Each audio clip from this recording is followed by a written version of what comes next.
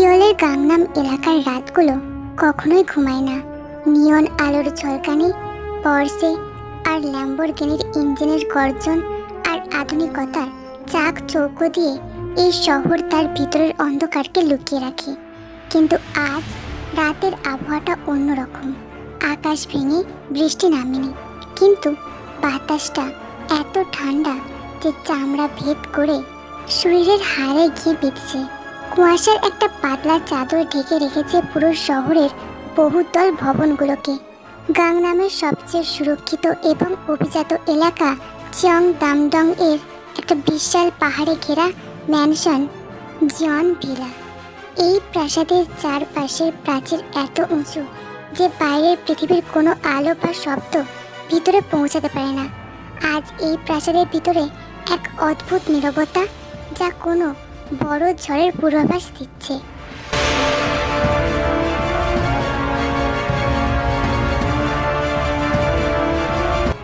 বিশাল dining হলের মাঝখানে রাখা 12 সিটের ওক কাঠের টেবিল, উপরে ঝুলছে বেলজিয়াম থেকে আনা ক্রিস্টালের ঝাড়বাতি।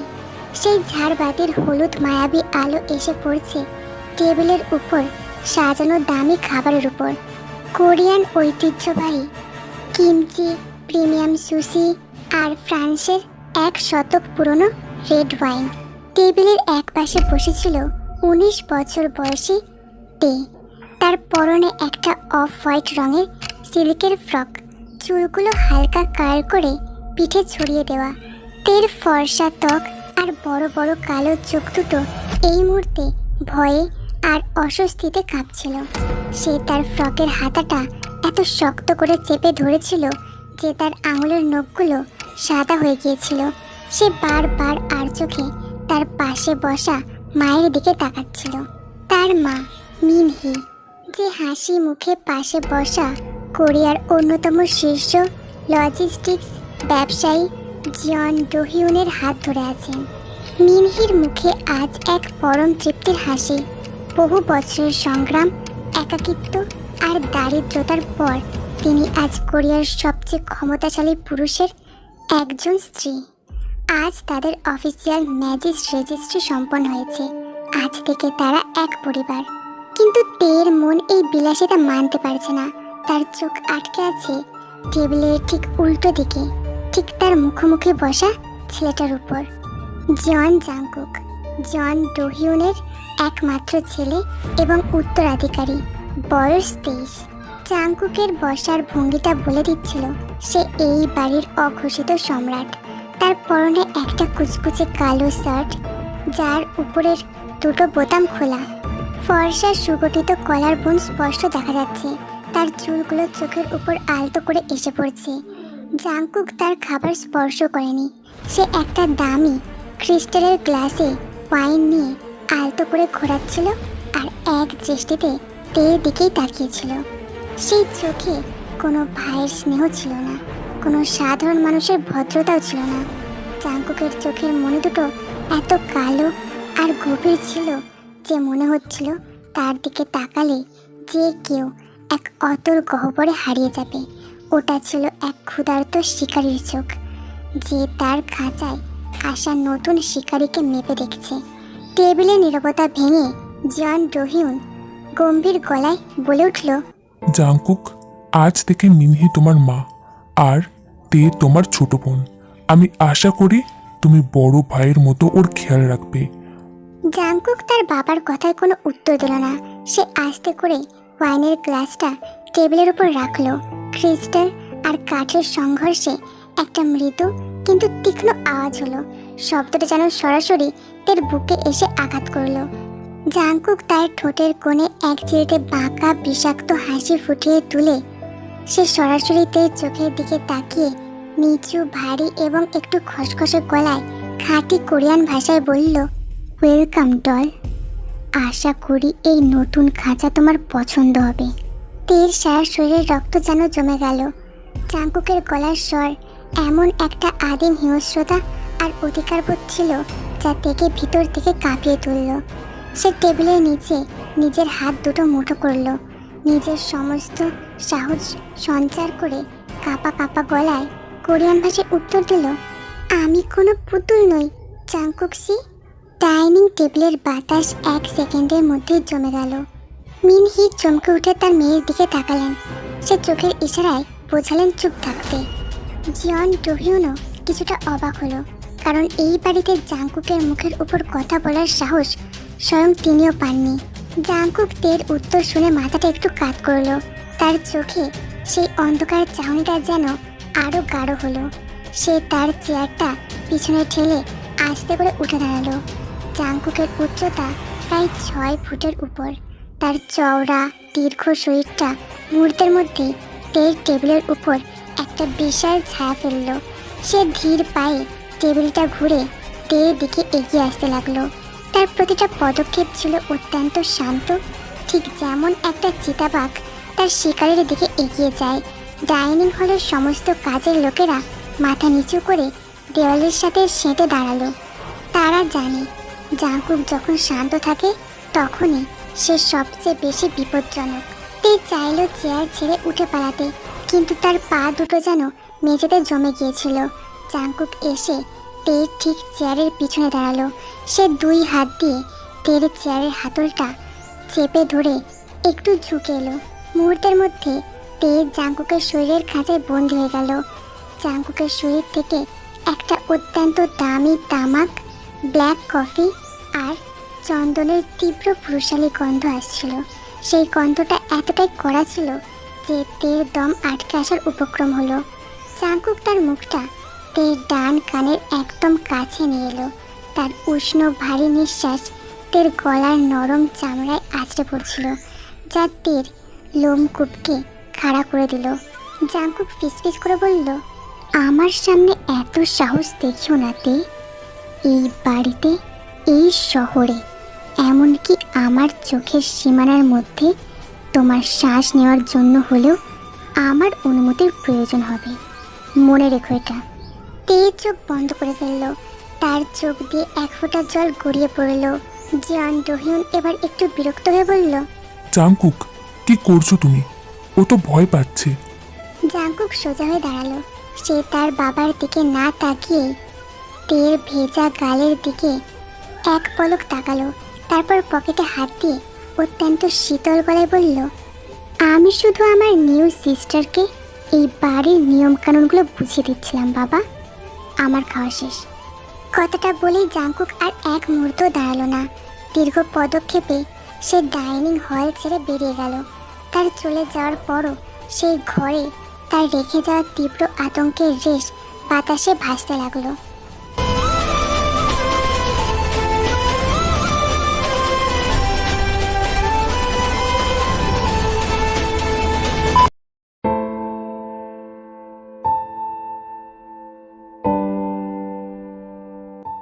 রাত তখন আনুমানিক 12টা।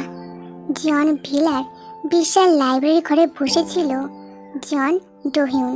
তার সামনে দাঁড়িয়েছিল তার সবচেয়ে বিশ্বস্ত সিকিউরিটি চিফ এবং পার্সোনাল অ্যাসিস্ট্যান্ট কাং মিন হিউক।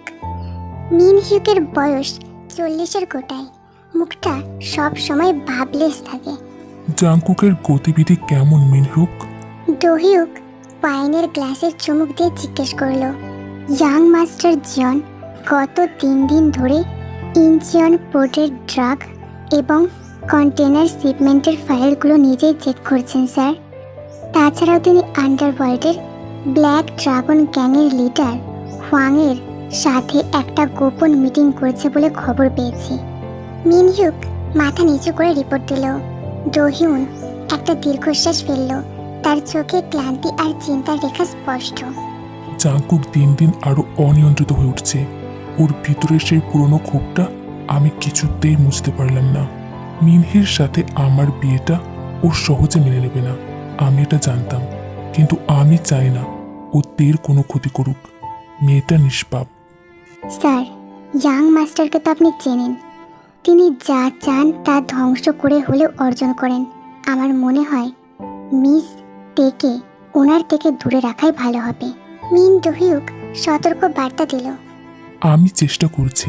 তেকে আগামী সপ্তাহ থেকেই হোংশু ইউনিভার্সিটিতে ভর্তি করে দেওয়া হচ্ছে।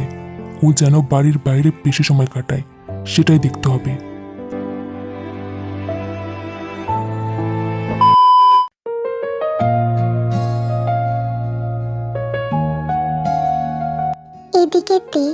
জন্য বরাদ্দ করা বিশাল বেডরুমে বসেছিল। ঘরটা রাজকীয়, ভিক্টোরিয়ান স্টাইলের খাট, দামি কার্পেট, মখমলের পর্দা, কিন্তু তের কাছে মনে হচ্ছিল সে কোনো সোনার খাঁচায় বন্দি হয়ে আছে। সে জানলার পাশে দাঁড়িয়ে বাইরের কুয়াশাচ্ছন্ন সিওল শহরের দিকে তাকিয়েছিল। তার মনে পড়ছিল কয়েক বছর আগে তার বাবা মারা যাওয়ার পর তার মা কতটা কষ্ট করেছিল। তারপর হঠাৎ করে এই কোরিয়ান মিলিয়নারের সাথে তার মায়ের পরিচয় আর বিয়ে। তে আসতে চায়নি, কিন্তু মায়ের মুখের হাসির দিকে তাকিয়ে সে নিজের সব স্বপ্ন বিসর্জন দিয়ে এই অচেনা শহরে চলে এসেছে। কিন্তু সে জানতো না এখানে তার জন্য এক জীবন্ত নরক অপেক্ষা করছে। হঠাৎ তের ঘরের দরজায় মৃদু টোকা পড়ল।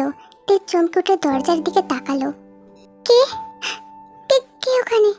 দরজা খুলে ভিতরে ঢুকলো এক তরুণী।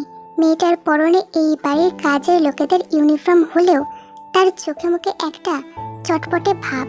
সে একগাল হেসে বলল, মিস দে, আমি সুজি। মাস্টার ডোহিউন আমাকে আপনার পার্সোনাল মেড হিসেবে নিয়োগ করেছে। আমি আপনার সমবয়সী। সুজির সহজ ব্যবহার দেখে তের বুকের উপর থেকে যেন একটা মস্ত পাথর নেমে এলো। সে একটু হেসে বলল, হাই সুজি, থ্যাংক ইউ। সুজি ঘরের ভিতরে এসে তের বিছানা ঠিক করতে করতে ফিসফিস করে বলল, মিস দে, একটা কথা আপনাকে গোপনে বলে রাখা দরকার। এই বাড়ির সব কিছু একটা নিয়ম আছে, বিশেষ করে ইয়াং মাস্টার জিয়নকে নিয়ে। জিয়ন অর্থাৎ জাংকুকের নামটা শুনতেই তের শরীরে রক্ত আবার জমে যেতে লাগলো। সে সুজির কাছে এগিয়ে এসে জিজ্ঞেস করলো, উনি উনি কেমন মানুষ সুজি? আজ ডাইনিং টেবিলে উনি যেভাবে। সুজির দরজার দিকে একবার তাকিয়ে গলা আরো নামিয়ে বলল, ইয়াং মাস্টার জিয়ন এই শহরের সবচেয়ে ভয়ঙ্কর মানুষ। ওনার মা যখন মারা যান তখন উনি খুব ছোট ছিলেন। তারপর থেকে উনি নিজেকে একটা অন্ধকারের মধ্যে বন্দি করে নিয়েছেন। ওনার রাগ প্রচণ্ড। এই প্রাসাদের 3 তলার শেষ মাথার ঘরটা ওনার। ওখানে ওনার অনুমতি ছাড়া এই বাড়ির প্রধান ম্যানেজারও যাওয়ার সাহস পায় না। আপনি ভুলেও কখনো 3 তলায় যাবেন না, আর ওনার চোখের দিকে সরাসরি তাকাবেন না। কেন? উনি কি আমায় মেরে ফেলবেন? তে জিজ্ঞেস করলো। তার গলায় ভয় স্পষ্ট। সুজি একটু অদ্ভুতভাবে হাসলো। মৃত্যু তো অনেক সহজ জিনিস মিসতে। ইয়াং মাস্টার জন যাকে ঘৃণা করে বা যার উপর ওনার নজর পড়ে, উনি তাকে মরতেও দেন না, আবার বাঁচতেও দেন না। ওনাকে সবাই আড়ালে the dark Prince of Seoul বলে।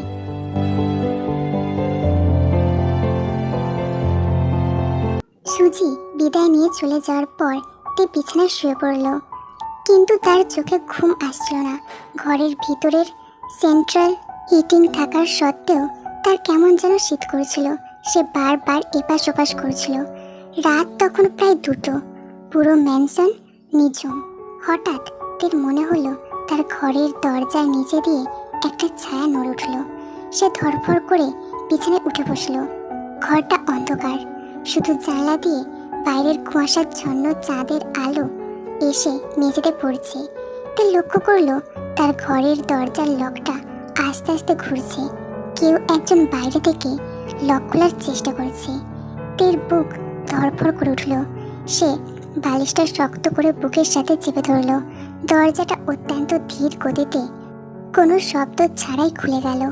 অন্ধকারের মধ্যে থেকে এক দীর্ঘ অবয়ব ঘরের ভিতরে প্রবেশ করলো।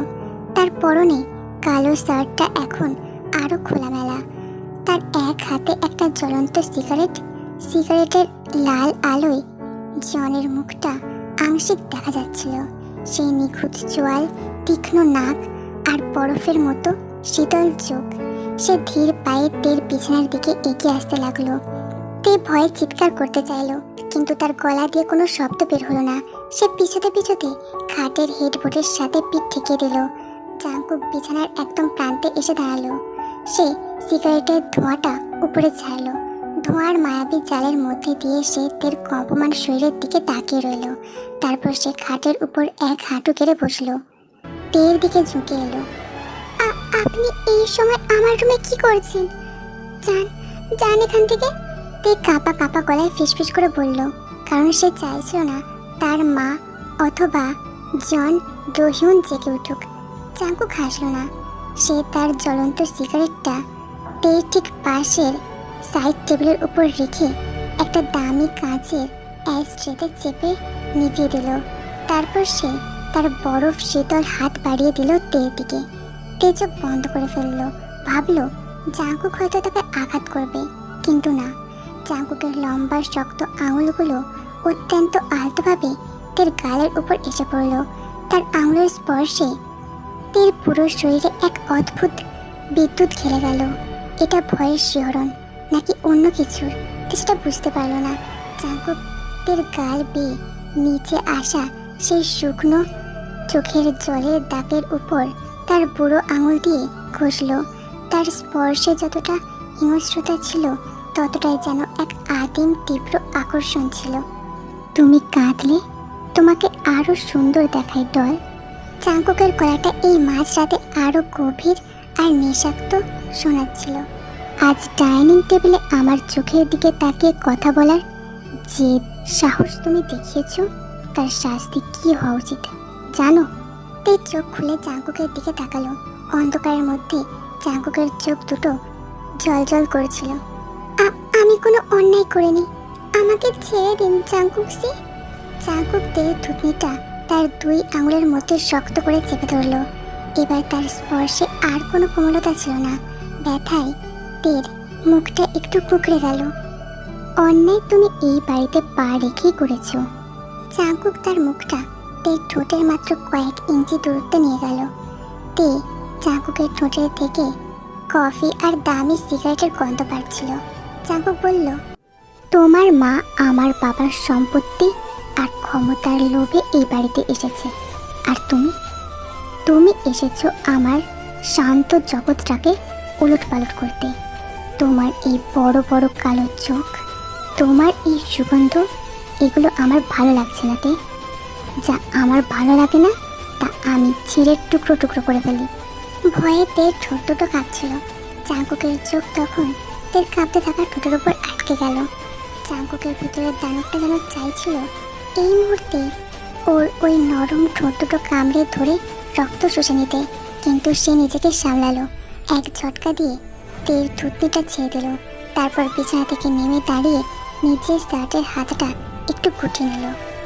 আজ রাতের মতো তোমাকে ছেড়ে দিলাম, কিন্তু মনে রেখো, জন জাঙ্কুকের খাঁচায় একবার যে পাখি ঢোকে সে ডানা ভেঙে সেখানেই মরে। নিজের সীমানায় থেকো ডল।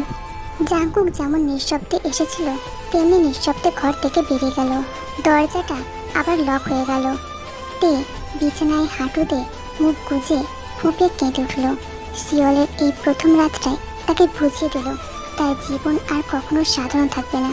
সে এক অন্ধকার ঘূর্ণ বাতের মধ্যে তলিয়ে যাচ্ছে।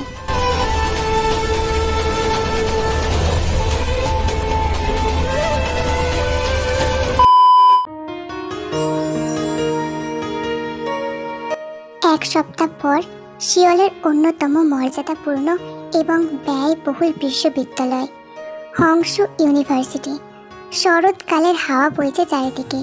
ক্যাম্পাসের ম্যাপেল গাছগুলো থেকে লাল আর সোনালি রঙের পাতা ঝরে পড়ছে চারপাশের পিচ ঢালা রাস্তায়। কোরিয়ান নামি দামি ঘরের ছেলেমেয়েরা এখানে পড়াশোনা করে। তে ক্যাম্পাসের ক্যাফেটেরিয়ার এক কোণে বসেছিল। তার পরনে একটা সাধারণ জিন্স আর হালকা নীল রঙের ওভারসাইজ হুডি। পার্ক ডোহিউন তাকে এই ইউনিভার্সিটির বিজনেস অ্যাডমিনিস্ট্রেশন বিভাগে ভর্তি করিয়ে দিয়েছেন। তে চেয়েছিল সাধারণ জীবন কাটাতে, কিন্তু জন ভিড়ার সেই অন্ধকার রাতগুলোর স্মৃতি তাকে তাড়া করে বেড়াতো।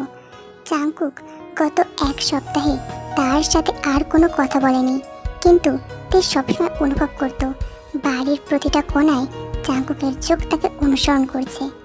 হাই, তুমি নতুন ট্রান্সফার স্টুডেন্ট তাই না? একটা চটপটে মিষ্টি গলার আওয়াজ শুনে তে মাথা তুলল। তার সামনে দাঁড়িয়ে আছে এক কোরিয়ান তরুণী। তার চুলগুলো খুব একটা ছোট না, আবার খুব একটা বড়ও না। চোখে বড় বড় গোল চশমা আর মুখে এক বিশাল চওড়া হাসি। হ্যাঁ, আমি তে। ও গুড, তোমার চোখগুলো কত সুন্দর। মেয়েটা তের সামনে চেয়ার টেনে বসে বলল, আমি চায়ন, জয় চায়ন। আমিও এই ডিপার্টমেন্টেরই। আজ থেকে আমরা বন্ধু, কেমন? চায়নের এই অতি উৎসাহ দেখে তের ভালো লাগলো। এই অচেনা দেশে একজন বন্ধু পাওয়ার ভাগ্যের ব্যাপার। থ্যাংক ইউ চায়ন, তোমার সাথে পরিচয় হয়ে আমারও খুব ভালো লাগলো। তারা দুজনে যখন কথা বলছিল ঠিক তখনই ক্যাফেটেরিয়ার ভিতরে একটা শোরগোল পড়ে গেল। ছাত্রছাত্রীরা ফিসফিস করতে লাগলো, অনেকে জানলার বাইরে তাকাতে লাগলো। চায়ন জানলার বাইরে তাকিয়ে চোখ বড় বড় করে ফেললো। ও এসে গেছে, আমাদের ইউনিভার্সিটির আইটি বয় আর স্টাইল মাস্টার।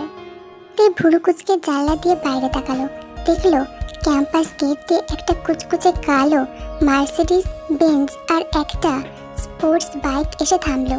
স্পোর্টস বাইক থেকে যেই ছেলেটা নামলো তার হেলমেটটা খুলতেই চারপাশে মেয়েদের মধ্যে একটা মৃদু চিৎকার শোনা গেল।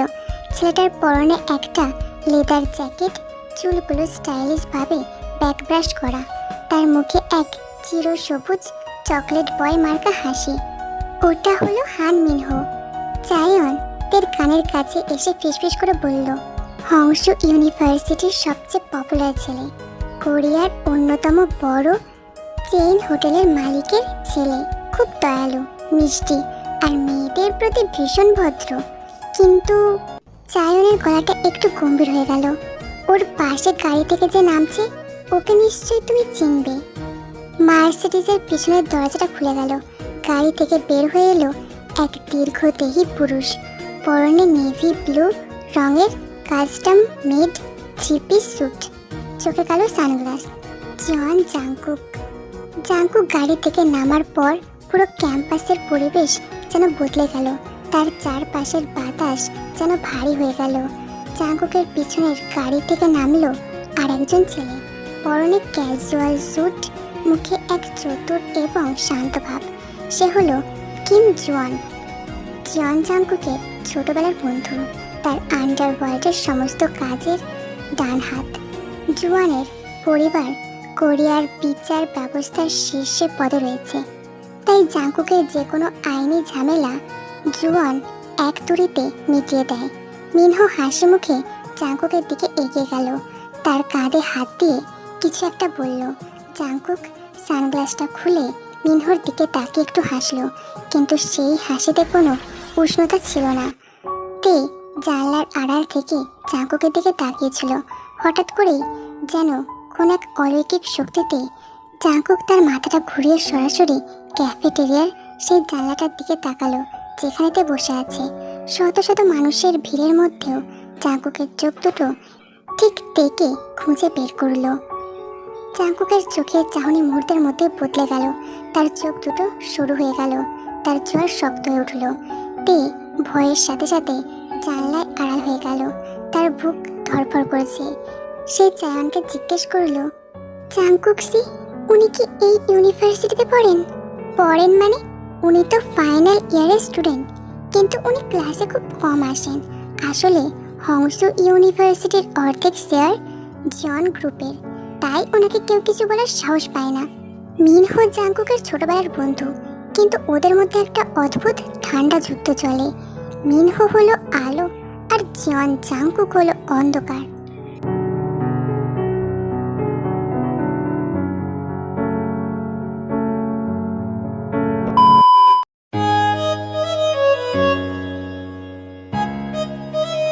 বিকেলের দিকে তের ক্লাস শেষ হলে সে ক্যাম্পাস থেকে বের হয়ে মেন গেটের দিকে যাচ্ছিল জন ভিলার গাড়ির জন্য। ঠিক তখনই তার সামনে এসে থামলো হান মিনহো। মিনহো তার বাইকের উপর হেলান দিয়ে দাঁড়িয়েছিল। সে তেকে দেখে হাসলো। হাই, তুমি তে, জনের নিউ সিস্টার, তাই না? সিস্টার কথাটা মিনহো একটু অদ্ভুতভাবে উচ্চারণ করলো। তে একটু থেমে দাঁড়িয়ে বলল, হ্যাঁ আমি তে, আমি মিনহো, জনের বন্ধু। মিনহো তার হাতটা বাড়িয়ে দিল। জাংকুক আসলে একটু অন্তর্মুখী, ও সহজে কারোর সাথে মিশতে পারে না, কিন্তু তুমি যদি এই শহরের কোনো সমস্যায় পড়ো বা কোনো সাহায্যের দরকার হয় আমাকে নির্দ্বিধায় বলতে পারো। মিনহোর ব্যবহারটা খুব আন্তরিক ছিল। তে একটু স্বস্তি পেয়ে তার সাথে হাত মেলাতে যাবে, ঠিক তখনই এক তীব্র কর্কশ ব্রেকের শব্দে পুরো চত্বর কেঁপে উঠল। একটা কালো মার্সিডিজ এসে ঠিক তে আর মিনহোর মাঝখানে থামলো। গাড়ির গ্লাস নিচে নেমে গেল। ড্রাইভিং সিটে বসেছিল জাংকুক। তার হাত দুটো স্টিয়ারিং হুইলের উপর এত শক্ত করে চেপেছিল যে তার হাতের রগগুলো ফুলে উঠেছিল। জাংকুক মিনহোর দিকে তাকালো না। সে সরাসরি তের দিকে তাকিয়ে অত্যন্ত বরফ শীতল করে বলল, গাড়িতে ওঠো। তে ইতস্তত করে বলল, কিন্তু আমার জন্য তো গাড়ি পাঠানো হয়েছে। আমি বলেছি গাড়িতে ওঠোতে, দ্বিতীয়বার বলবো না। জাংকুকের গলাটা এবার এতটাই নিচু আর ভয়ানক শোনালো যে মিনহো একটু গম্ভীর হয়ে গেল।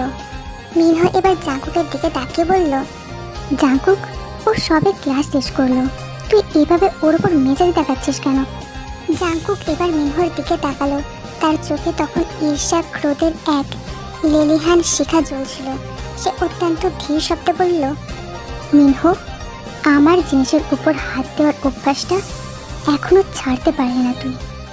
ও আমার বাড়ির লোক, ওর সাথে আমার কি সম্পর্ক তা নিয়ে মাথা ঘামানোর অধিকার তোকে কেউ দেয়নি।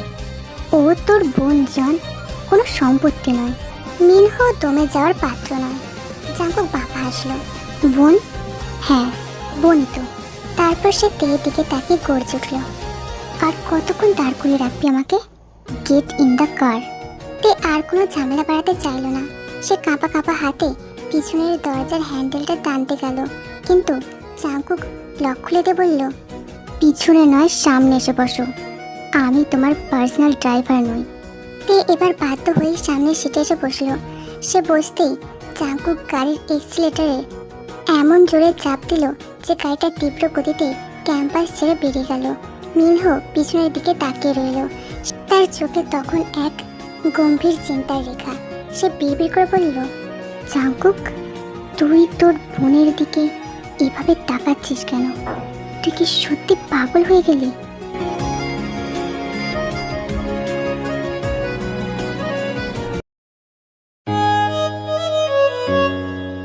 গাড়ির ভেতরে নীরবতা ছিল দম বন্ধ করা। জাংকুক গাড়ি চালাচ্ছিল অত্যন্ত দ্রুত গতিতে। সিওলের ব্যস্ত রাস্তা দিয়ে সে এঁকে বেঁকে গাড়ি নিয়ে যাচ্ছিল। স্পিডোমিটারের কাঁটা 100 পার হয়ে গিয়েছে। জাংকুক সি, প্লিজ গাড়িটা আস্তে চালান, আমার ভয় করছে। তে ড্যাশবোর্ডটা শক্ত করে ধরল। জাংকুক কোনো কথা বলল না। তার চোয়াল শক্ত, চোখ রাস্তার দিকে। সে গাড়ির স্পিড আরও বাড়িয়ে দিল। গাড়িটা গ্যাংনামের দিকে না গিয়ে হান নদীর তীরে এক নির্জন রাস্তার দিকে চলে গেল। হঠাৎ জাংকুক একটা ঝটকা দিয়ে গাড়িটা নদীর পাড়ে এক অন্ধকার গাছের ছায়ায় ব্রেক কষল। তে সামনে ঝুঁকে পড়ল। সিট বেল্ট না থাকলে সে উইন্ডো সিল দিয়ে গিয়ে ধাক্কা খেত। সে হাঁপাতে হাঁপাতে জাংকুকের দিকে তাকালো। আপনি কি পাগল হয়ে গেছেন? আমাদের মেরে ফেলতে চান? জাংকুক সিট বেল্ট খুলে ঝটকা দিয়ে তের দিকে ঘুরল। সে তের দুটো কাঁধ শক্ত করে হাত দিয়ে চেপে ধরল। জাংকুকের হাতের চাপ এত তীব্র ছিল যে তে ব্যথায় কোঁকে উঠল। মিনহোর সাথে কি কথা হচ্ছিল তোমার?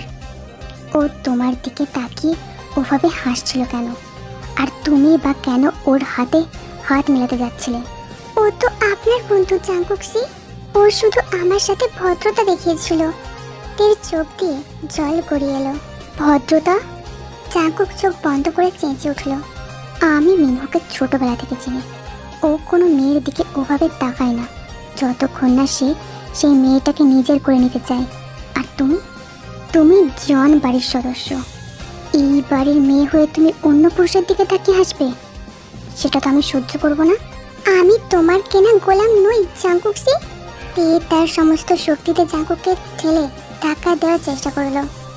আমি আর আমার মা এই বাড়িতে এসেছি কারণ আমার মা তোমার বাবাকে ভালোবাসেন। আমরা তোমাদের সম্পত্তি চাইনি, আর আমাদের নিজেদের সম্পত্তি ভাবা বন্ধ করুন। ভালোবাসা শব্দটা শুনে জাংকুকের চোখে এক অদ্ভুত বিভৎস বেদনা ফুটে উঠল। সে অমানসিকভাবে হেসে উঠল। ভালোবাসা? ওই উইচ আমার বাবাকে ভালোবাসে?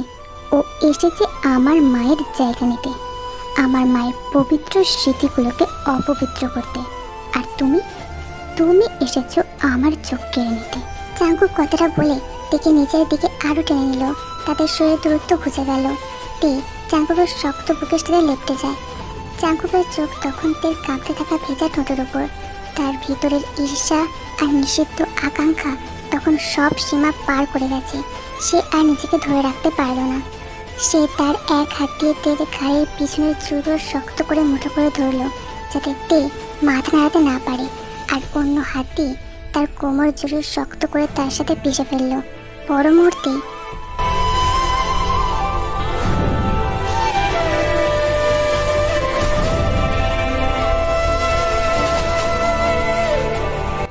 চাঙ্কুকের তীব্রতা আরো বাড়তে লাগলো। সে তের নিজের ঠোঁটটা এত জোরে কামড়ে দিল যে তের ঠোঁট কেটে রক্ত বেরিয়ে এলো। রক্তের নোনতা গরম স্বাদ দুজনের মুখে ঝরে পড়ল। সেই রক্তের স্বাদ যেন চাঙ্কুকের ভিতরের দানবটাকে আরো বেশি উস্কে দিল। তে প্রথমে বাধা দিলেও চাঙ্কুকের শরীরের আবরণের উত্তাপ, তার গায়ে সেই কড়া পুরুষালীর সুবাস আর তীব্র আবেগের ধাক্কা এসে ধীরে ধীরে নিজের ওপর থেকেও নিয়ন্ত্রণ হারালো। এক অদ্ভুত নিষিদ্ধ নেশা তাকে গ্রাস করতে লাগলো। তার চোখ দুটো বুঝে এলো। তার অবশ হয়ে আসা হাত দুটো চাঙ্কুকের বুকের সাইডটা খামচে ধরলো। সে অজান্তে চাঙ্কুকের এই হিংস্র চুম্বনের উত্তর দিতে শুরু করলো।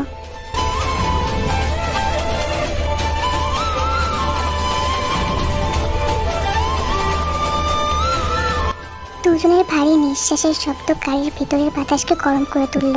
বাইরে তখন হান নদীর উপর কুয়াশা আরো ঘন হচ্ছে, আর গাড়ির ভিতরে দুই সৎ ভাই বোন এক নিষিদ্ধ অপরাধের সাগরে ডুবে যাচ্ছে। কয়েক মিনিট পর চাঙ্কুক যখন তের ঠোঁট ছাড়লো, তখন দুজনে হাঁপাচ্ছিল। তের ঠোঁট দুটো ফুলে লাল হয়ে গেছে, এক কোণ দিয়ে সামান্য রক্ত গড়িয়ে পড়ছে। তার চোখ দুটো নেশাগ্রস্ত আর অপরাধে ভরা। চাঙ্কুক তের মুখের দিকে তাকালো। তার নিজের ঠোঁটও তের রক্ত লেগেছিল। সে তার বুড়ো আঙুল দিয়ে নিজের ঠোঁটের রক্তটা মুছে নিয়ে তের চোখের দিকে তাকালো। তার চোখে তখন কোনো রাগ ছিল না, ছিল এক অদ্ভুত গভীর অন্ধকার তৃপ্তি। সে তের কপালে নিজের কপাল থেকে অত্যন্ত নিচু স্বরে বলল, এখন বলো তে, আমরা কি শুধুই ভাই বোন? কোনো ভাই কি তার বোনের সাথে এমন করে? কোনো বোন কি তার ভাইয়ের স্পর্শে এমন গলে যায়? তে চাঙ্কুকের কথা শুনে যেন এক মহাসমুদ্রের অতল থেকে বাস্তবে ফিরে এলো। সে কি করেছে এটা? সে তার সৎ ভাইকে? না না, এই সমাজ, এই পরিবার কেউ এটা মেনে নেবে না। এটা একটা মহাপাপ। সে চাঙ্কুককে সজোরে ধাক্কা দিয়ে সরিয়ে দিল এবং গাড়ির দরজা খুলে বাইরে বেরিয়ে গেল। হান নদীর ঠান্ডা হাওয়া তার গায়ে এসে লাগলো, কিন্তু তার ভিতরের আগুন শান্ত হলো না। সে নদীর পাড়ে হাঁটু কেড়ে বসে দুই হাত মুখে ঢেকে ফুঁপে কেঁদে উঠল। চাঙ্কুক গাড়ি থেকে নামলো না। সে স্টিয়ারিং হুইলের উপর হাত রেখে তের কানের দিকে তাকিয়ে রইল। তার চোখে আবার সেই শীতলতা ফিরে এলো। সে মনে মনে বলল, কাঁদো দে, যত পারো কাঁদো, কিন্তু এই নরক থেকে তোমার আর কোনো মুক্তি নেই, কারণ আমি তোমাকে এই নরকের রানী বানিয়ে ছাড়ব।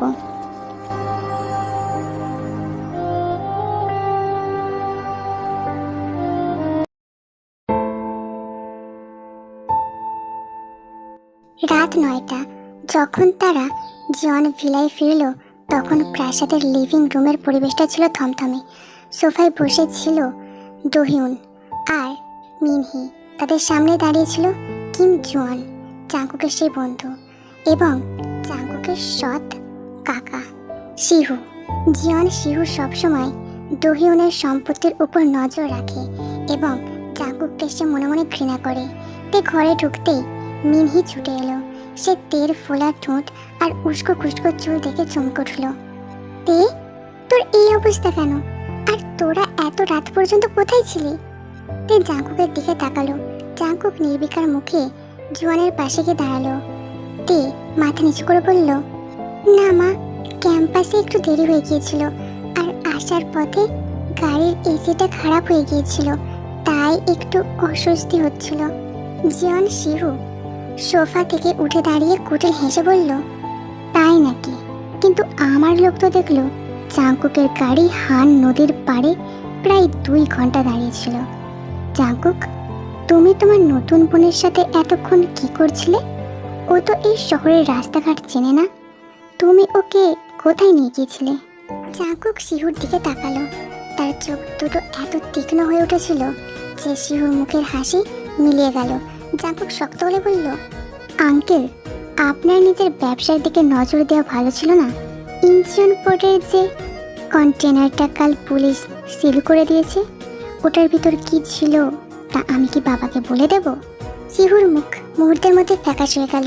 সে আমতা আমতা করে বলল, তুমি তুমি কি বলছো সব জাঙ্কুক? আমি তো জাস্ট মজা করছিলাম। জন টুহিউন গম্ভীর গলায় বলল, চুপ কর শিহু। আর জাঙ্কুক, তুমি নিজের সীমানার লঙ্ঘন করছো। তে তোমার বোন, ওর সুরক্ষার দায়িত্ব তোমার, কিন্তু ও যেন কোনো অস্বস্তিতে না পড়ে। আমি তো ওর সুরক্ষা নিশ্চিত করেছি বাবা। জাঙ্কুক তের দিকে এক পলক তাকিয়ে বলল, ওর সুরক্ষার জন্য যা যা করা দরকার আমি তার সবটাই করব, এমনকি ওর আশেপাশে থাকা অপ্রয়োজনীয় মানুষদের সরিয়েও দিতে পারি। কথাটা বলেই জাঙ্কুক জোয়ানকে ইশারা করলো। দুজনে একসাথে তিনতলায় চলে গেল। জাঙ্কুকের ঘরে যাওয়ার পর জোয়ান দরজাটা বন্ধ করে দিল। সে জাঙ্কুকের দিকে তাকিয়ে গম্ভীর করে বলল, জাঙ্কুক, তুই কি পাগল হয়ে গেছিস?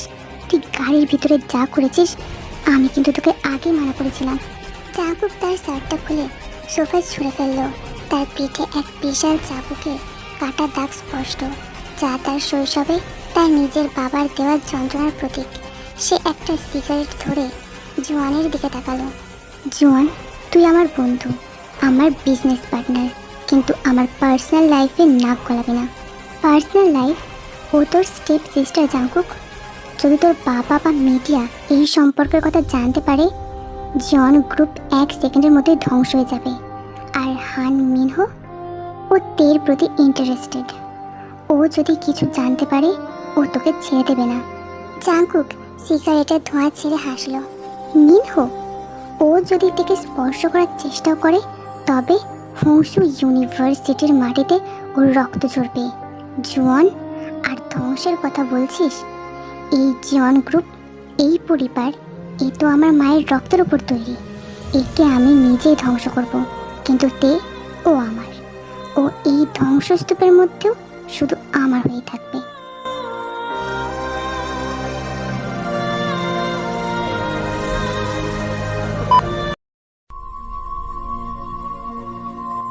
এদিকে নিজের ঘরে তে যখন আয়নার সামনে দাঁড়িয়েছিল, সে তার ফোলা সামান্য কেটে যাওয়া ঠোঁটের দিকে তাকালো। জাঙ্কুকের সে হিংস্র চুম্বন স্পর্শ যেন এখনো তার ঠোঁটে জলজল করছে। সে তার মাকে সবটা বলতে চেয়েছিল, কিন্তু সে জানে এই কথা জানাজানি হলে তার মায়ের সংসার ভেঙে যাবে। তারা আবার রাস্তায় এসে দাঁড়াবে। সে বাথরুমে গিয়ে শাওয়ারের নিচে দাঁড়িয়ে পড়ল। ঠান্ডা জল তার শরীরের উপর আছড়ে পড়ছিল, কিন্তু তার ভিতরে সেই নিষিদ্ধ অনুভূতি আগুন যেন কিছুতেই নিচ্ছিল না। সে বুঝতে পারছিল সে এক অত্যন্ত বিপজ্জনক খেলার অংশ হয়ে গেছে, যেখানে এক পাশে আছে তার মায়ের ভবিষ্যৎ আর অন্য পাশে আছে এক উন্মাদ হিংস্র দানবের অন্ধকার ভালোবাসা, যার নাম জন জাঙ্কুক।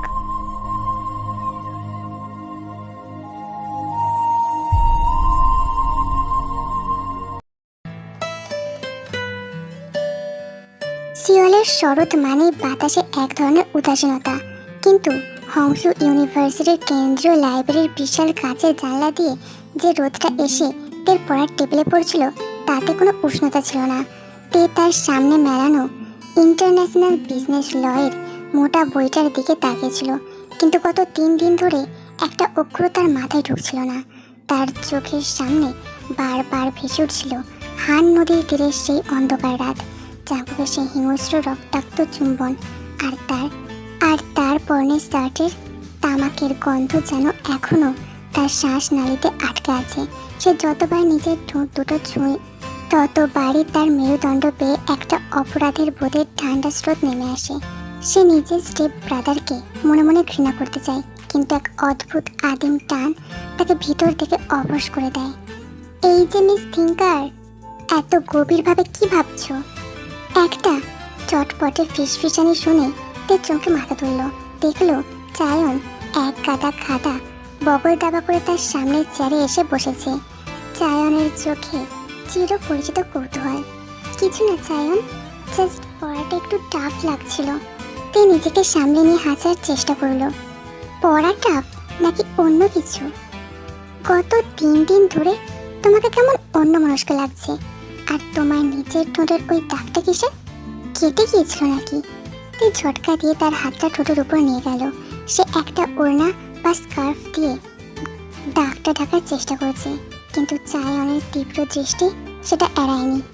ও এটা এটা রাতে অসাবধানতায় নিজের দাঁত লেগে কেটে গেছে। ও আই সি। চায়ন চোখ টিপল। সে যাই হোক, তবে তোমার জন্য একটা সুখবর আছে। ওই দেখো, আমাদের ফ্যাশন কিং। তে ঘুরে তাকালো। লাইব্রেরির দীর্ঘ বইয়ের তাকগুলোর মাঝখান দিয়ে হেঁটে আসছে হান মিনহো। আজ তার পরনে একটা ধূসর রঙের হুডি, সাথে কালো ট্রাউজার। তার হাতে একটা দামি কফির 2টো কাপ আর টকটকে লাল গোলাপ। মিনহোকে দেখে লাইব্রেরিতে বসা অন্যান্য মেয়েরা নিজেদের মধ্যে ফিসফিস শুরু করে দিল, কিন্তু মিনহোর চোখ ছিল শুধু তের উপর। হাই তে। হাই চায়ন। মিনহো টেবিলে এসে কফির কাপ 2টো রাখলো, তারপর অত্যন্ত ভদ্রতার সাথে গোলাপ ফুলটা তের বইয়ের উপর রাখলো। ক্যাম্পাসের বাইরে ম্যাপেল গাছের নিচে একটা ছোট্ট ফুলের দোকান বসেছে। এই ফুলটা দেখে কেন যেন তোমার কথা মনে হলো। তে লাল গোলাপের দিকে তাকিয়ে স্তব্ধ হয়ে গেল। কোরিয়ান সংস্কৃতিতে এভাবে সরাসরি ফুল দেওয়ার মানে এক ধরনের ভালো লাগার প্রকাশ। সে আমতা আমতা করে বলল, মিনহোশি, এটার কোনো দরকার ছিল না। কোনো দরকার ছিল না, জাস্ট বন্ধুত্বের খাতিরে। আর হ্যাঁ, গত পরশু জাঙ্কুক যেভাবে তোমাকে গাড়িতে টেনে নিয়ে গেল, আই এম সো সরি। ও আসলে ছোটবেলা থেকে একটু রুড। ওর ব্যবহারে তুমি কষ্ট পেও না। তে কফির কাপটা নিজের হাতে নিয়ে নিচু গলায় বলল, না না, ঠিক আছে, উনি একটু মুদি। মিনহো তের পাশের চেয়ারে বসলো। তাদের দূরত্ব কিছুটা কমে গেল। মিনহো তের চোখের দিকে তাকিয়ে বলল, তে, আগামী শুক্রবার আমার জন্মদিনের একটা ছোট পার্টি আছে গান্ডামের লুনা লঞ্চে। আমি চাই তুমি সেখানে এসো। চায়ও থাকছে। আমি আমি হয়তো আসতে পারবো না মিনহো। বাড়ির কথা ভাবছো? জাঙ্কুককে তো আমি নিজেই ইনভাইট করেছি। ও আমাদের ছোটবেলার গ্যাংয়ের অংশ। সো ও তো আসছে, তুমি ওর সাথে চলে আসতে পারো। তাই না বলতে পারলো না। মিনহোর এই সরল ভদ্র ব্যাপারের সামনে তার অস্বীকারোক্তি জানানোটা কঠিন ছিল। সে মাথা নেড়ে সম্মতি দিল, কিন্তু সে জানতো না এই সম্মতি তার জীবনে কি ভয়ঙ্কর ঝড় ডেকে আনতে চলেছে। ঠিক লাইব্রেরির দোতলার রেলিংয়ের আড়াল থেকে 2টো চোখ এই পুরো ঘটনা দেখছে। কিম জোয়ান জাঙ্কুকের পাশে ছিল। জাঙ্কুকের পরনে একটা পুরোপুরি কালো ব্লেজার। তার হাত 2টো ছিল পকেটে গোঁজা। সে এক দৃষ্টিতে নিচের তলায় টেবিলের দিকে তাকিয়েছিল। সেখানে মিনহো তের খুব কাছে বসেছিল, হাসছিল, আর তের বইয়ের উপর রাখা ছিল সেই লাল গোলাপ। জাঙ্কুকের চোখের মনি 2টো এই মুহূর্তে আগ্নেয়গিরির লাভার মতো ফুটছে। তার চোয়ালের হাড় এত শক্ত হয়ে উঠেছিল যে চামড়া ছিঁড়ে যাওয়ার উপক্রম। জাঙ্কুক, নিজেকে শান্ত কর। এটা লাইব্রেরি, কোনো সিন ক্রিয়েট করিস না। জাঙ্কুক কোনো উত্তর দিল না। সে তার পকেট থেকে হাত বের করলো। তার ডান হাতের মুঠোয় থাকা দামি মেটাল পেনটা সে এত জোরে চাপলো যে ওটার বডিটা মট করে ভেঙে 2 টুকরো হয়ে গেল। জাঙ্কুকের ভাঙা পেনের ধারালো অংশটায় তার নিজের বুড়ো আঙুল ঢুকে গেল। ফোঁটা ফোঁটা তাজা রক্ত মেঝেতে পড়তে লাগলো, কিন্তু তার মুখে কোনো ব্যথার রেখা ছিল না। সে অত্যন্ত শান্ত, প্রায় ফিসফিসানি গলায় বলল, জোয়ান, ও আমার দলের দিকে হাত দিয়েছে। মিনহোর হাত 2টো আমার ভেঙে দেওয়া উচিত, তাই না? জাঙ্কুক, ও তোর বন্ধু। জোয়ান জাঙ্কুকের হাতটা চেপে ধরল। জাঙ্কুক জোয়ানের হাতটা ঝটকা দিয়ে সরিয়ে দিল। তার চোখ তখন নিজের তের ওপর আটকে আছে, যে মিনহোর দেওয়া কফিতে চুমুক দিচ্ছে।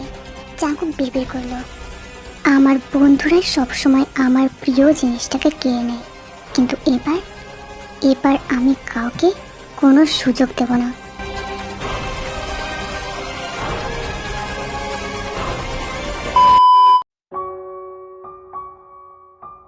সেদিন রাত 8টা।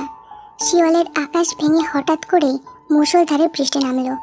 জন ভিলার ভিতর বিশাল কাঁচের জানলাগুলোতে বৃষ্টির জল আছড়ে পড়ার তীব্র শব্দ হচ্ছিল। তে তার ঘরের বিছানায় বসে ল্যাপটপে অ্যাসাইনমেন্ট করছিল। হঠাৎ করেই পুরো ম্যানশনের লাইট নিভে গেল। চারিদিকে ঘুটঘুটে অন্ধকার। ব্যাকআপ জেনারেটর চালু হতে অন্তত 2 মিনিট সময় লাগবে। তে তার ফোনের ফ্ল্যাশ লাইটটা জ্বালতে যাবে ঠিক তখনই তার ঘরের দরজাটায় কোনো শব্দ ছাড়া ঢুকে গেল কেউ একজন। তে চমকে উঠে ফোনের লাইটটা দরজার দিকে করলো। আলোর বৃত্তে যে চেহারাটা ভেসে উঠল তা দেখে তের বুকের হৃদস্পন্দন 1 সেকেন্ডের জন্য থেমে গেল। জাংকুক। তার চুলগুলো বৃষ্টির জলে ভেজা, কপাল বেয়ে জল গড়িয়ে পড়ছে। তার পরনের সাদা শার্টটা ভিজে শরীরের সাথে লেপ্টে আছে, যার নিচ দিয়ে তার সুগঠিত বুকের পেশি স্পষ্ট বোঝা যাচ্ছে। তার চোখে সেই চেনা উন্মাদনা, যেটা দেখে সবচেয়ে বেশি ভয় পাওয়ায়। জাংকুকসি, আপনি? আমার ঘরে লাইট নেই, প্লিজ আপনি কাছে আসবেন না। তে বিছানা থেকে নেমে পিছাতে পিছাতে বলল। জাংকুক কোনো কথা বলল না। সে ধীর পায়ে এগিয়ে এলো। সে তের হাত থেকে ফোনটা কেড়ে নিয়ে এক ঝটকায় খাটের উপর ছুঁড়ে ফেললো। ফোনের লাইটটা সিলিংয়ের দিকে মুখ করে রইল, যা ঘরের দেওয়ালে এক মায়াবী ভৌতিক আলো ছায়ার খেলা তৈরি করলো। তুমি মিনহোর থেকে ফুলটা নিয়েছো। ওটা জাস্ট একটা ফুল ছিল জনসি। ও তো আমারও বন্ধু।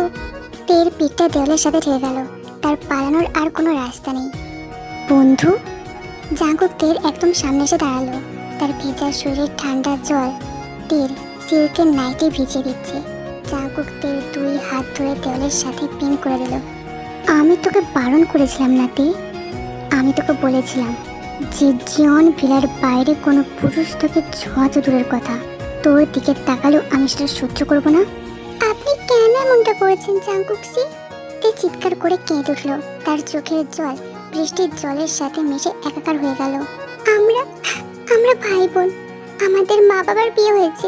তুমি কেন আমাকে এত শাস্তি দিচ্ছ? আমাকে কি শান্তিতে বাঁচতে দেবে না? কারণ আমি তোকে শান্তিতে বাঁচতে দিতে চাই না। আমি যখন প্রতি রাতে চোখ বন্ধ করি, আমি শুধু তোর এই মুখটা দেখি। তোর এই সুগন্ধ আমাকে ঘুমাতে দেয় না। মিনহো তোকে ছুঁয়েছিল এখানে নাকি এখানে? জাংকুক তার এক হাত দিয়ে তের কোমরটা খামচে ধরলো। তার হাতের চাপ এত তীব্র ছিল যে তের মুখ থেকে একটা যন্ত্রণার গোঙানি বেরিয়ে এলো। জাংকুক তের গলার নরম চামড়ায় নিজের মুখটা ডুবিয়ে দিল। সে পাগলের মতো তের গলার বনে কামড়াতে আর কিস করতে লাগলো। জাংকুকসি, লিভ মি প্লিজ, মা এসে যাবে। তে জাংকুকের ভেজা চুল ধরে টানার চেষ্টা করলো, তাকে লাথি মারার চেষ্টা করলো, কিন্তু জাংকুকের শরীরটা যেন পাথরের মতো। আসুক, সবাইকে জানতে দে যে এই জন জাংকুক তার সৎ বোনের জন্য পাগল হয়ে গেছে। আর তারপর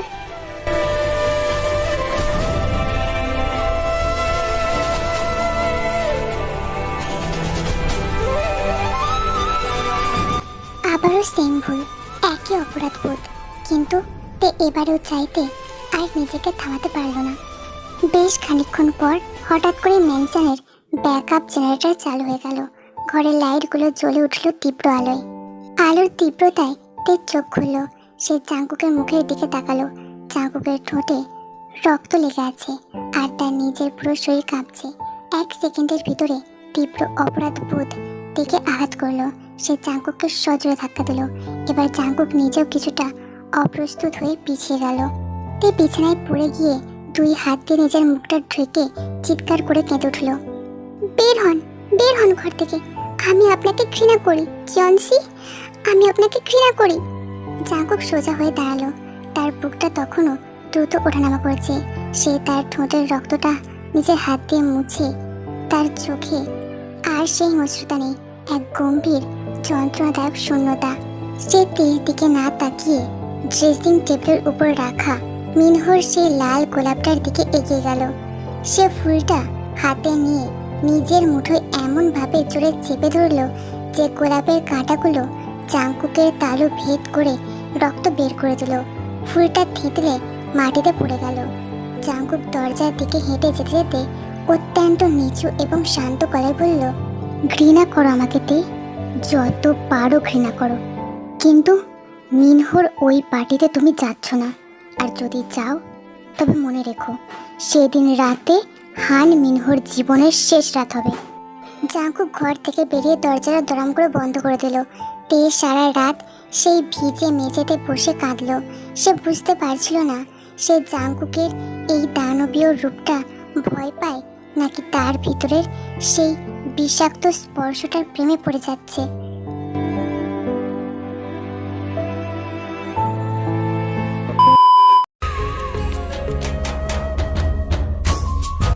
শুক্রবার রাত কান্নামের সবচেয়ে পপুলার নাইট ক্লাব এবং লাউঞ্জ লা লুনা। বাইরে সারি সারি দামি স্পোর্টস কার দাঁড়িয়ে আছে। ক্লাবের ভিতরে বেস মিউজিকের তীব্র আওয়াজ পুরো ফ্লোরকে কাঁপিয়ে তুলছিল। রঙিন লেজার লাইটের আলোয় সিওলের উচ্চবিত্ত ঘরের ছেলেমেয়েরা ড্রিঙ্কস হাতে নিয়ে নাচছিল। ভিআইপি জোনের একটা বড় সোফায় বসেছিল হান মিনহো, তার চারপাশে তার বন্ধুরা। চাইয়ন একটা লাল রঙের ড্রেস পরে এসেছে, এক কোনায় বসে সে জুস খাচ্ছিল। মিনহো বারবার ক্লাবের এন্ট্রেন্স গেটের দিকে তাকাচ্ছিল, তার চোখে এক ধরনের প্রতীক্ষা। কিরে মিনহো, যার জন্য এত আয়োজন সে কি আসবে না? জুয়ন এক গ্লাস হুইস্কি হাতে নিয়ে মিনহোর পাশে এসে বসলো। মিনহো একটু হাসলো। ও আসবে জুয়ন, আমি জানি ও আসবে। ঠিক তখনই ক্লাবের স্পটলাইটটা যেন এক মুহূর্তের জন্য এন্ট্রেন্স গেটের দিকে স্থির হয়ে গেল। ক্লাবের ভিতরে ঢুকলোতে তাকে দেখে ফ্লোরে থাকা অনেকেই এক মুহূর্তের জন্য থমকে গেল। তের পরনে একটা কালো রঙের স্লিট ড্রেস, যা জন বিলার এক কাজের লোক সুজিতাকে গোপনে এনে দিয়েছিল। ড্রেসটা তের ফর্সা শরীরের কার্ভসগুলোকে অত্যন্ত আকর্ষণীয়ভাবে ফুটিয়ে তুলছিল।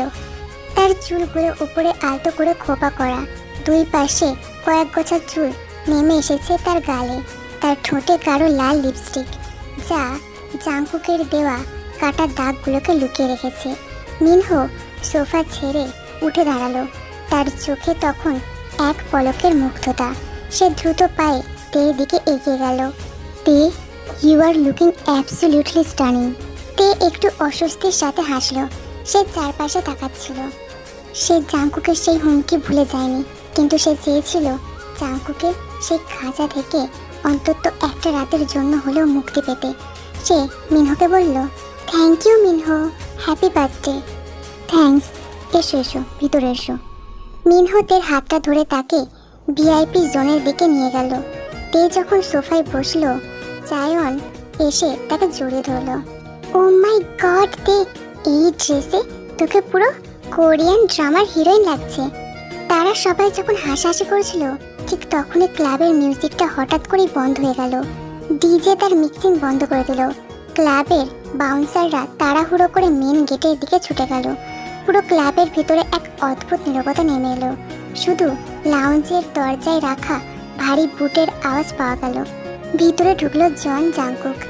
আর জাংকুকের রূপটা ছিল আক্ষরিক অর্থে এক আন্ডারওয়ার্ল্ড গডফাদারের মতো। পরনে একটা কুচকুচে কালো লং কোট, ভিতরে সাদা শার্টের বোতামগুলো খোলা, তার চুলগুলো কপালে অগোছালোভাবে ছড়ানো। তার পিছনে দাঁড়িয়ে ছিল 6 জন লম্বা চওড়া বডিগার্ড, যাদের প্রত্যেকের পরনে ছিল কালো স্যুট। জাংকুক এক হাতে একটা জ্বলন্ত দামি চুরুট ধরেছিল। জাংকুক ক্লাবের ভিতরে পা রাখতেই সেখানকার বাতাস যেন জমে বরফ হয়ে গেল। সে চুরুটের ধোঁয়াটা ক্লাবের রঙিন লাইটের দিকে ছাড়লো। তার চোখ ক্লাবের কাউকে খুঁজছিল। তার চোখ সরাসরি গিয়ে পৌঁছালো ভিআইপি জোনে বসা তের উপর। তে যখন জাংকুককে দেখলো, তার হাতের ড্রিঙ্কসের গ্লাসটা কাঁপতে কাঁপতে সোফার উপর পড়েই গেল। তার মুখ থেকে সব রক্ত যেন 1 সেকেন্ডের মধ্যেই শুষে নেওয়া হলো। জাংকুক এখানে আসবে সে জানতো, কিন্তু এই রূপে আসবে সে ভাবেনি। মিনহো সোফা ছেড়ে উঠে দাঁড়ালো, তার মুখটাও গম্ভীর হয়ে গেল। সে জাংকুকের দিকে এগিয়ে গেল। জাংকুক, তুই এসেছিস, থ্যাঙ্কস ফর কামিং। জাংকুক মিনহোর দিকে তাকালো না। সে ধীর পায়ে ভিআইপি জোনের দিকে এগিয়ে গেল। তার প্রতিটা পদক্ষেপে ক্লাবের অন্যান্য ছেলেমেয়েরা দুই পাশে সরে গিয়ে তাকে রাস্তা করে দিচ্ছিল। জাংকুক এসে দাঁড়ালো ঠিক তের সামনে। সে তের কালো ড্রেসটার দিকে উপর নিচ তাকালো। জাংকুকের চোখের সেই তীব্র ঈর্ষা আর ক্রোধ এবার আর লুকিয়েছিল না। সে তের এত কাছাকাছি এসে দাঁড়ালো যে তে জাংকুকের শরীরে সে পরিচিত তামাকের গন্ধ পাচ্ছিল। জাংকুক নিচু খসখসে করে বলল, ড্রেসটা সুন্দর তে, কিন্তু এটা খোলার পর তোমাকে কেমন লাগবে তা কি তুমি একবার ভেবে দেখেছো? অত্যন্ত আপত্তিকর এবং তীব্র অন্তরঙ্গ মন্তব্যটা শুনে তের কান গরম হয়ে গেল। মিনহো জাংকুকের এই কথা শুনতে পেয়ে জাংকুকের কলার চেপে ধরল। Jungkook, how dare you! ও তোর বোন, তুই ওর সাথে এই ক্লাবের সবার সামনে এভাবে কথা বলছিস কোন সাহসে? ক্লাবের সবাই হাঁ হয়ে গেল। জন গ্রুপের উত্তরাধিকারী আর হান হোটেলের মালিকের ছেলের মধ্যে মারামারি লাগার উপক্রম। জাংকুক মিনহোর হাতের দিকে তাকালো, যা তার কলা ধরে রেখেছে। জাংকুকের মুখে এক পৈশাচিক হাসি ফুটে উঠল। সে অত্যন্ত শান্ত গলায় বলল, মিনহো, হাতটা সরা, না হলে আজ তোর বাবার হোটেলের শেয়ারের সাথে সাথে তোর এই হাতটাও মাটিতে পড়ে থাকবে। আমি ভয় পাই না তোকে জাংকুক, মিনহো চেঁচিয়ে বলে উঠল। ঠিক তখনই জোয়ান মাঝখানে এসে মিনহোকে সরিয়ে দিল। মিনহো, শান্ত হ, জাংকুক ড্রাঙ্ক আছে। তে প্লিজ তুমি জাংকুকের সাথে গাড়িতে যাও, এখানে সিন ক্রিয়েট করো না। তে কাঁপতে কাঁপতে উঠে দাঁড়ালো। সে জানে জাংকুক এখানে মিনহোকে মেরেই ফেলবে যদি সে না যায়। সে মিনহোর দিকে তাকিয়ে বলল, মিনহো, আই এম সরি, আমাকে যেতে হবে। তে জাংকুকের পাশ কাটিয়ে মেন গেটের দিকে হাঁটতে লাগলো। জাংকুক চুরুটটা মেঝেতে ফেলে বুট দিয়ে পিষে দিল। তারপর সে মিনহোর কানের কাছে এসে ফিসফিস করে বলল, তুই কখনো ওর ড্রেসের সুতোটাও ছুঁতে পারবে না Minho. She only belong to Jeon Jungkook. Jungkook ঘুরে দাঁড়িয়ে দীর্ঘ পদক্ষেপে তের পিছন পিছনে বেরিয়ে গেল।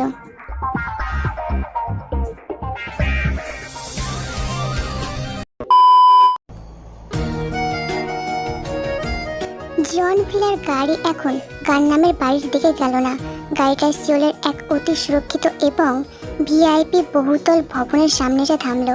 এটা হান নদীর ঠিক উপরে তৈরি জাংকুকের নিজস্ব গোপন পেন্ট হাউস।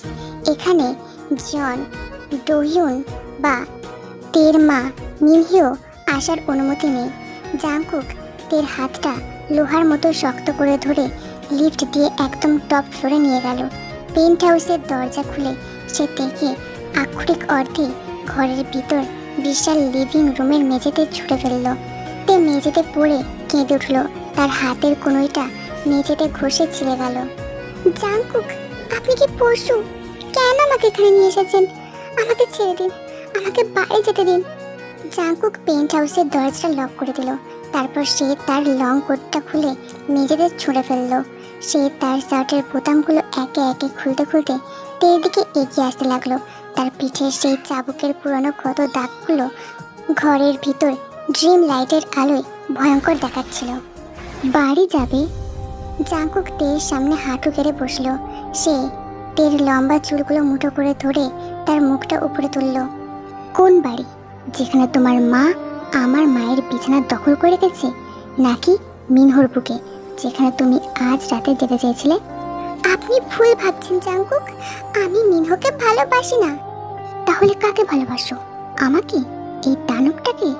জাংকুক থেকে মেঝে থেকে এক ঝটকায় তুলে নিয়ে ভিতরের বিশাল বেডরুমে কিং সাইজ বেডে ছুঁড়ে ফেললো। তে বিছানায় পড়ে গিয়ে পিছাতে চেষ্টা করলো, কিন্তু জাংকুক ওর উপর চড়ে বসলো। তার ভারী শরীর তের উপর একটা পাহাড়ের মতো চেপে বসলো। জাংকুক তের দুই হাত এক হাতে খাটের হেডবোর্ডের সাথে চেপে ধরলো। তে সম্পূর্ণ অবরুদ্ধ। জাংকুকের চোখ দুটো তখন বন্য পশুর মতো জ্বলছে। জাংকুক, প্লিজ, প্লিজ না, আমি আপনার পায়ে পড়ছি। জাংকুক থেকে এক বিন্দু ছাড় দিল না। জাংকুক তার অপরাধের সীমা পার করে গেল, নিষিদ্ধ খেলায় মেতে উঠল।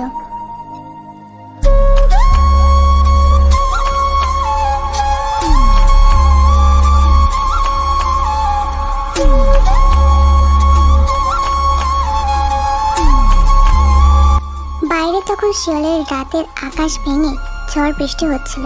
হান নদীর জল ফুলে ফেঁপে উঠছিল। আর এই পেন্ট হাউসের বদ্ধ ঘরে দুই সৎ ভাই বোন একে অপরের মাংস আর রক্তে নিজেদের অস্তিত্ব হারিয়ে ফেলেছে। এটা শুধু কোনো রোম্যান্স ছিল না, এটা ছিল এক মনস্তাত্ত্বিক যুদ্ধ, যেখানে দুজনের অস্তিত্বকে হারিয়ে জিততে চেয়েছে।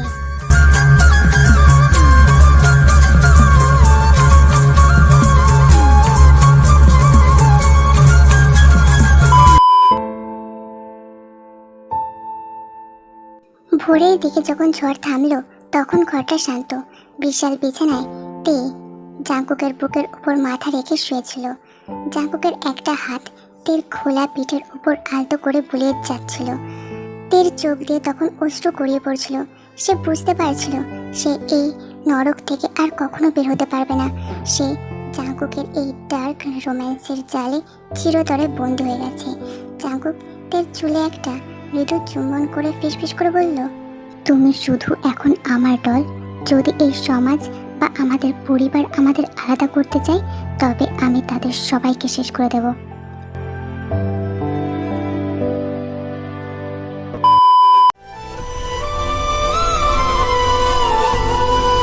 পরের দিন সকালে যখন তারা জন ভিলায় ফিরল তখন প্রাসাদের ড্রয়িং রুমে এক ভয়ঙ্কর দৃশ্য তাদের জন্য অপেক্ষা করছিল। জন ডোহিউন সোফায় বসে আছেন। তার মুখটা রাগে কুচকুচে কালো হয়ে গেছে। তার সামনে টেবিলের উপর রাখা সিওলের আজ সকালের একটা নামী পত্রিকার প্রথম পাতায় বড় বড় অক্ষরে হেডলাইন, জন গ্রুপের উত্তরাধিকারী জন জাঙ্কুক এবং তার নতুন সৎ বোন কি এক নিষিদ্ধ সম্পর্কে লিপ্ত। গান নামের নাইট ক্লাবে হাতাহাতি, সাথে জাঙ্কুক ও মিনহোর মারামারি এবং তেকে গাড়ি থেকে নামানোর অস্পষ্ট ছবি। মিনহি তের মা এক কোণে বসে হাউমাউ করে কাঁদছে। জন সিহু জাঙ্কুকের আঙ্কেল সোফার পাশে দাঁড়িয়ে এক কুটিল তৃপ্তির হাসি হাসছে। জাঙ্কুক, তে, এই ছবির অর্থ কি? তোরা দুজন কাল রাতে কোথায় ছিলি? তে ভয়ে তার মায়ের দিকে দৌড়ে যেতে চাইল, কিন্তু জাঙ্কুকদের হাতটা সবার সামনে শক্ত করে ধরে রাখলো। সে তেকে নিজের পিছন দিকে আড়াল করে ডোহিউনের মুখোমুখি দাঁড়ালো। যা দেখছেন তাই হয়েছে বাবা। তে কাল রাতে আমার সাথেই ছিল। তুমি কি পাগল হয়ে গেছো জাঙ্কুক? ও তোমার বোন। সমাজ আমাদের থুতু দেবে। আমার এত বছরের তৈরি বিজনেস রেপুটেশন এক সেকেন্ডে শেষ হয়ে যাবে। তের মা কাঁদতে কাঁদতে বলে উঠল, জাঙ্কুক তুমি আমার মেয়ের জীবনটা নষ্ট করো না। তে তুই বল, ও তোকে জোর করেছে তাই না? বল তে। তে কিছু বলবার আগে জাঙ্কুক সামনের দিকে পা বাড়ালো।